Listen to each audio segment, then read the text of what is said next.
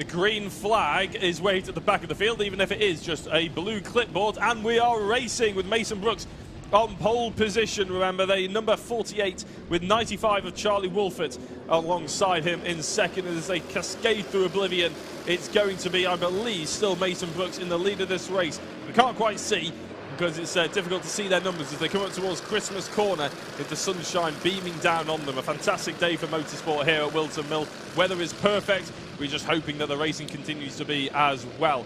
I believe it's still Mason Brooks in the lead of this race. Again, struggling to see entirely on the actual numbers that's flying past us. The number 48, it is Mason Brooks, as we have a driver off on the side of the road. That's the 57 of Sergio Wurz. That would be a much better way of saying it. Yeah, that's why you're here, John. Fantastic. So 95 not being able to be held on to that second place. That's Charlie Wolfett slipping down the order as they go almost 3 or 4 wide through the final couple of corners. 61 on the outside, that's Zach Champney. And as we go across the line for the first proper time anyway, Mason Brooks leads the way. Rocco Shenton has actually moved 6 positions up into second place. Charlie Wolfett down into third. Kai Clark into 4th position, and there's still shopping and changing all the way down the field, but these are the top 4 going through Christmas Corner and now down into the midfield. As it looks like John is trying to balance his ice cream on his laptop. Just eat the ice cream, John. I don't want to see sticky keyboard. No, I want to get back to the action, mate. This is fantastic. Rocco Shenton, definitely one to watch out for, and he's always at the sharp end of the grid. So it's great to see him getting a few extra positions on that opening lap. But nothing crazy like we've seen in previous races. Obviously, Honda Cadet seemingly having some sort of curse today with a lot of stoppages, but none quite yet, and just over 5 minutes to go. Fingers crossed, touching wood and all the other superstitions. A spit over your shoulder. Oh, well, I would, but we're in an office, so I think I'll get frowned upon. Yeah. Shenton's actually moved into the race lead, actually, so there has been a change for the race lead. Mason Brooks hasn't been able to hold on to it. Charlie Wolfett's still in 3rd position, and there, in fact, is the fight for 2nd position, because look how far Rocco Shenton has managed to get up ahead of these 3 battling drivers of Brooks, Wolfett and Clark. Clark at the back end, and number 67 looking for an opportunity to take advantage of potentially Charlie Wolfett's aggression on his teammates. By the looks of it, Mason Brooks, and look at them, they're going side by side as they go through the infield, tap of the helmet, meaning try and work together. But like we discussed, John, it's not always that easy. As they slot up the inside goes Charlie Wolfett. Probably not going to be too happy about that one as well, being his teammate. Mate, why didn't you listen to me?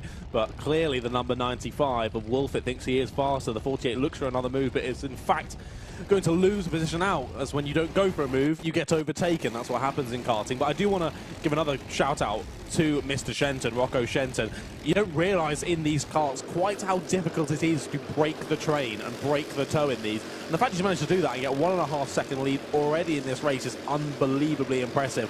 And although these guys behind, fighting for 2nd, 3rd, 4th, 5th, are pointing forward saying, let's get him, I think that's, even at this stage of the race, still quite unlikely. Yeah, I was going to say, less than 4 minutes to go. You're absolutely bang on the money in terms of it's difficult to break the toe and to break the train, basically, because they have such little horsepower. Number 94 goes back past, that's Finley Lines. Finley Lines jumping up the order, obviously a semi-regular podium sitter on the Honda Cadet. So Finley up into that sort of battle as well. Rocco Shenton's leading the way, but this is the fight for 2nd place. Wolfett, Clark, now Finley Lines, and then Mason Brooks. So keep an eye on it. By the looks of it, actually, Mason Brooks is slipping away a little bit, so it might not really be his race to keep an eye out on. But these are still 3 teammates by the looks of it as they go into oblivion and over the start-finish line for what I believe is the 4th time. I will try and get that corrected because it's not on my timing screen, actually, but I believe it is the 4th time, as we have a warning flag for Kai Clark, a contact warning. It might have something to do with the fact that he pushed 1 or 2 of his drivers through on the previous lap, meaning that he made his way up into 3rd position. But one thing's for sure, John, it's not necessarily going to carry on being this orderly, is it? They're going to start getting their elbows out at some point. No, I think so. It's been even less orderly than I would expect, to be honest, with it being 3 teammates. But yeah, as you say, getting into now just over 2.5 minutes left to go in this one. As the clock continues to count down, the racing will get more and more exciting, I think. And these guys will start to feel maybe, yeah, okay, that 1st position is a bit far away. Let's see who can get 2nd and 3rd and who's going to have to settle for 4th. Just having a look at the previous lap times, and they are going about half a tenth quicker, maybe a tenth quicker than Rocco Shenton. So maybe there is an argument to be said that there's a potential chance at catching these guys. But to be honest, if they were going to do it, it'd probably be better using a little bit of the slingshot technique and using a little bit of the slipstreams to try and allow the driver at the back of this train to get the overspeed, to get it done without opposing him, without slowing him down, and just keep doing that to catch up to the race leader. It is easier to chase than be chased, of course, but by the looks of it, they are trying to work together. It is also easier said than done. I think there's a lot of this, isn't it? Trying to work it out together with you on track when you have no real way of communicating except hand gestures, really, that people often don't follow. So yeah, a bit of a difficult one for these three teammates, but continuing to follow, as you say. They dropped the gap down at all. I think maybe it was sort of half a tenth there, all about the same. So I think it's looking unlikely that Rocco is going to be challenged here at the front. But Wolfit, Clark and Lyon still following them. We've got this pack just behind. That's Oliver Majewski leading it currently, but being severely pressured by Emerson McAndrew-Uren there, trying to go for fourth place. Looked like he could go for a move down into the bottom there. Has he gone for it? No, he has not. Majewski still leading this group of four. But again, a similar situation to the guys in front. Do they attack? Do they try and follow and assist each other and try and get closer to the battle in front? I think at this point in the race, you could probably give up on that now and just start battling.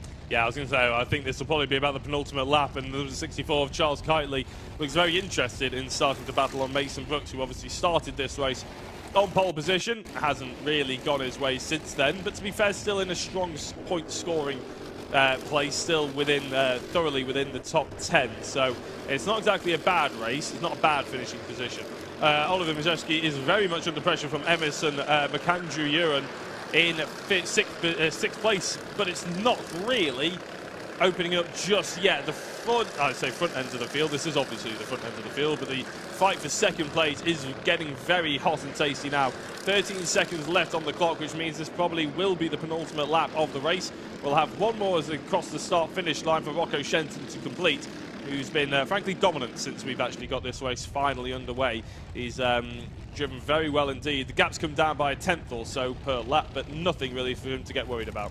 No, that's all just to do with well, I was going to say aero, but obviously no wings on these cars, but just the slipstreaming. That's what that does. It just means a few tenths a lap you're going to catch up, but out of the pack of the pack of three from second to fourth, Finley Lyons at the back of the pack does seem to be the fastest, dropping into the low 52s, but to be fair, all of them doing very similar, 52.84, 52.85, 52.89 as their best, so it's all going to stay very similar. It's just who can go for the dive bomb on the final lap. But we continue to watch this battle. The 40 seriously pressuring the 48 and goes into the back of them, into the slow right-hander there in the middle of the circuit.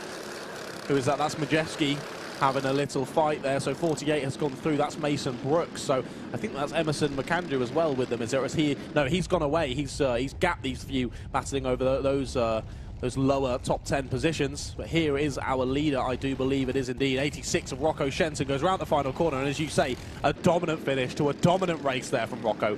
Fully deserved win there. Is it completely changed between the top four there, from second to fourth, swapped around there. Finley Lyons, as I said, the fastest of the three, got ahead on that final lap and took second place, followed by Kai Clark in third, and then Charlie Wolfit there in fourth. Emerson McAndrew-Uren managed to gap the few carts behind him there, finishing in fifth, with Oliver Majewski in sixth. That was Mason Brooks, Charles Kitely, Charlie Warren and Zach Champney rounding out the top 10. But after a bit of a stoppage, actually quite a good race in the end. Yeah, and you mentioned hand gestures earlier on. Yes. I think there were some hand gestures by